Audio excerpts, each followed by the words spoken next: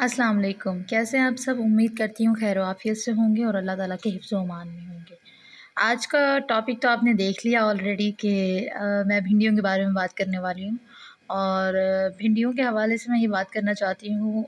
सबसे पहले तो मैं ये कहूँगी कि ये बहुत मज़ेदार होती हैं, बहुत टेस्टी होती हैं, ठीक है? और इनको किसी और स्पाइसेस की ज़रूरत ही नहीं होती। ठीक है, तो आज मैंने थोड़ा इन्हें ऑयली रखा है, लेकिन मैंने ऑयल जो यूज़ किया है इसमें ऑलिव ऑयल यूज़ किया है मैंने इसमें, ठीक है? और ज़्यादा मैंने थोड़ी-सी ना पानी में ही पकाई है, ठीक है? ऑलिव ऑयल भी कम रखा है, इतना ज़्यादा यूज़ नहीं किया, ठीक है? तो मतलब फ्राई नहीं किया है इसे बिल्कुल ही, लेकिन ऑलिव ऑयल यूज़ किया और पानी साथ में इसको पकाया थोड़ा-सा, ज़्यादा नहीं पकाया, ठीक है?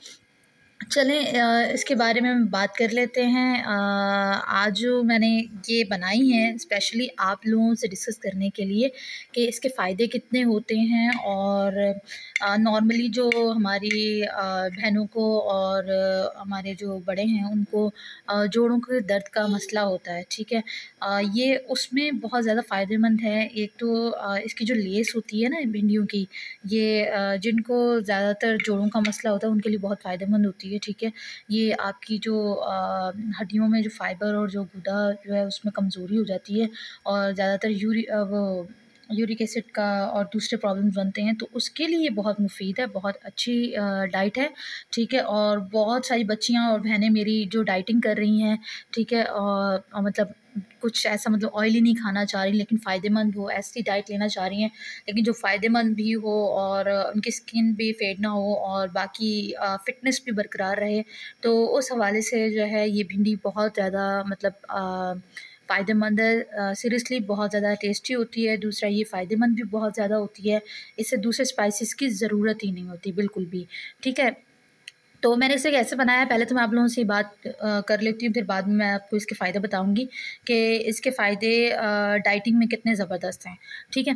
तो मैंने इसे ऑलिव ऑयल लिया, ऑलिव ऑयल में मैंने भिंडियाँ डाल दी और मैंने कोई काटी-वाटी नहीं, आप देख सकते हैं, मैंने सिर्फ़ ऊपर से इसको थोड़ा-सा काटा, फिर नीचे से थोड़ी-सी उसका काट दिया है, बस इतना ही काटा है। इसके अलावा मैंने कोई इसके पीसेस वग़ैरह नहीं किए, अगर आप करना चाहती हैं तो कर सकती हैं, अदरवाइज़ मुझे ऐसे ही खाने में पसंद है, ठीक है?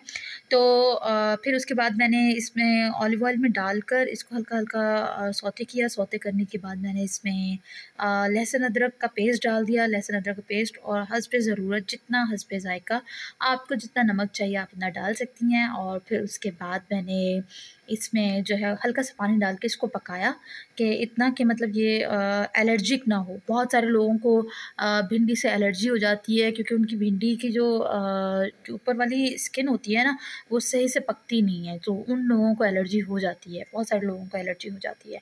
ठीक है जी, तो इस तरह से मैंने पका लिया इसे, थोड़ा-सा पकाने के बाद मैंने इसे उतार लिया और इस तरह से प्लेट में सर्व कर लिया। ठीक है जी, तो ये तरीका था इसको बनाने का। कोई इतना हार्ड एंड टफ जो है वो इसमें कोई नहीं पकाने की कोई रेसिपी नहीं है, सिंपल सी रेसिपी है, बहुत मज़े की रेसिपी। इसके साथ चाहें तो आप लीमू ले सकते हैं, लीमू लीमू में वैसे भी सिट्रिक एसिड होता है और कैल्शियम कंटेन करता है लीमू बहुत ज़्यादा, तो अगर आप चाहें तो इसके साथ ले सकती हैं, ठीक है? तो थोड़ा-सा टेस्ट और जो है इसका एनहांस हो जाएगा, ठीक है? इसके अलावा अब इसके फ़ायदों पर चलते हैं। जो इसके फ़ायदे हैं जी, इसमें सबसे पहले तो जो बहुत ज़्यादा मिकदार में विटामिन के होता है, आयरन होती है और नेचुरल न्यूट्रिएंट्स होते हैं, जो कि आपको अनीमिया को जो ख़त्म करने में या मैनेज करने में वो मतलब रिकवर करने में जो खून की कमी हो जाती है या आरबीसी वगैरह की कमी होती है, हीमोग्लोबिन की कमी होती है, तो उसको प्रोड्यूस करने में नेचुरल न्यूट्रिएंट्स होते हैं इसके अंदर, ठीक है? वो हेल्प करता है इससे, ठीक है? तो ये बहुत अच्छी डाइट है, बहुत ज़बरदस्त डाइट है। इसे बहुत ज़्यादा मतलब बूढ़े लोग भी ले सकते हैं, जवान लोग भी ले सकते हैं, बच्चे भी खा सकते हैं, शौक से खाएँगे, ठीक है? इससे मैं वैसे तो नूडल्स वगैरह में भी डाल लेती हूँ, ठीक है? और इसके अलावा सूप में भी डाल लेती हूँ, खाली भिंडियों का सूप भी पी लेती हूँ कभी-कभार और कभी-कभार नूडल्स में डाल के खा लेती हूँ, ये भी बहुत मज़ेदार होता है, ठीक है? मैं कभी-कभार ऐसे ही सिंपल खा लेती हूँ, बजट फ्रेंडली भी होता है और ज़्यादा पैसे भी नहीं लगते, ना टमाटर, ना धनिया, ना प्याज़, ना मिर्चें, कुछ भी नहीं। कोई स्पाइसेस नहीं। और इसके अलावा ये आपके जो ब्रेन के कुछ फंक्शंस होते हैं, ब्रेन के तकरीबन सारे फंक्शंस को ही ये इम्प्रूव करती है, मेमोरी बहुत अच्छी आपकी कर देती है, ठीक है? और जो आपके अंदर हार्मफुल बैक्टीरिया होते हैं ना, उनको मतलब कह लो उनको फ़ाइट करने के लिए उनके लिए बेहतरीन कह लें कि ये प्रोडक्ट है। बेहतरीन नेचुरल रिसोर्स है। ओके, तो इसके अलावा लिवर डिजीज़ जिनको हैं उसमें भी ये यूज़ की जा सकती है, उसके लिए भी ठंडी होती है, ये कहा कहा जाता है इसे कि ये नेचुरल कूलिंग एजेंट एजेंट है, ठीक है? तो इसको नॉर्मली यही कहा जाता है कि ये नेचुरल कूलिंग एजेंट है, ठीक है? इसको आप इस्तेमाल कर सकते हैं, जिनको लिवर की प्रॉब्लम है या जिनके जिस समय गर्मी हो गई है, वो लोग भी यूज़ कर सकते हैं, ठीक है? और प्रेग्नेंट वूमेन भी इसे यूज़ कर सकती हैं, बहुत ज़्यादा फ़ायदेमंद होती है। अमाइनो एसिड जो है बहुत मतलब जो अमाइनो एसिड की बहुत ज़रूरत होती है बेबी को, जब मदर प्रेग्नेंट होती है तो उसमें अमाइनो एसिड की बहुत ज़्यादा ज़रूरत होती है। उसकी खुराक ही अमाइनो एसिड से होती है, तो इस तरह से उसके लिए उसमें बहुत ज़्यादा फ़ायदेमंद है, ठीक है? बहुत ज़बरदस्त है ये, नेचुरल है, कोई इसके अंदर कोई स्पाइसेस, कोई प्रोडक्ट, कोई केमिकल कुछ भी यूज़ नहीं है, और घर बैठे आपकी दवाई है, आपको किसी केमिकल या किसी दवाई लेने की कोई ज़रूरत ही नहीं, कोई मेडिकेशन करने की, ठीक है? आप इसे खाएँ और इससे फ़ायदे देखें कितने होते हैं। अच्छा, इसको आपने ये नहीं कि हफ़्ते में 1 बार खा ली तो जी अब फ़ायदा तो नहीं हो रहा है इसका, तो कोई बात नहीं, हफ़्ते में 2 बार रखें, 3 बार रखें, स्नैक्स के तौर पर रख लें, ठीक है? इसमें भी बहुत फ़ायदेमंद रहेगी। इसे अपनी रूटीन, अपनी लाइफ़ की जो डेली रूटीन है ना, उसमें रखें इसको, इंशाल्लाह इसके बहुत फ़ायदे हैं। इंशाल्लाह आप मुझे बताएँगे, आप ये खाकर देखें और यकीन जानें इसमें 100% रिज़ल्ट है। मैंने एक्सपेरिमेंट किया हुआ है, मेरी फ़ैमिली में ज़्यादातर मेरी बहनें वग़ैरह, मेरे सब जितने जितने भी जानने वाले हैं फ़ैमिली मेंबर्स, वो सब यही खाते हैं, बहुत मज़े की होती है। सबसे बड़ी बात है बजट फ्रेंडली होती है, कोई इश्यू नहीं है, सिर्फ़ आप ये मेडिसिन्स आपको वो मेडिसिन्स, और मैं इसकी सब्ज़ी की बजट फ्रेंडली क्यों कहती हूँ कि जी देखें, मेडिसिन्स आपको ₹1000 की भी मिलती है, 2000 की भी मिलती है, 3000 की मिलती है। ये जो है आपको 200-300 में आपकी बन जाती है। 200-300 में मैं ज़्यादा कह रही हूँ, ये बहुत कम है क्वांटिटी में, तो ये तो ख़ैर मेरा लगभग अंदाज़ा ₹100 की होगी, या ₹100 के अंदर होगी, या ₹100 की होगी तकरीबन।